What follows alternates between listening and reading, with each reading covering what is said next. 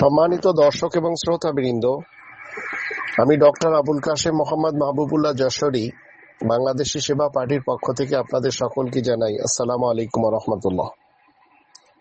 জীবনে যদি আপনারা সফলতা পেতে চান তাহলে কোরআনের 5টি দাবি মতে জীবন কাটান,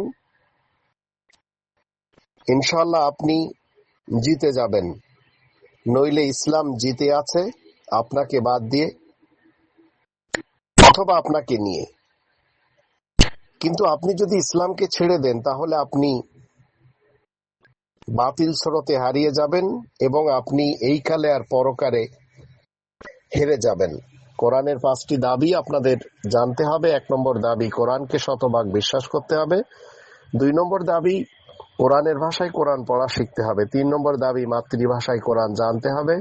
4 নম্বর দাবি, কোরআন মতে জীবন কাটাতে হবে। আর 5 নম্বর দাবি, কোরআনে তাবলীগ করতে হবে।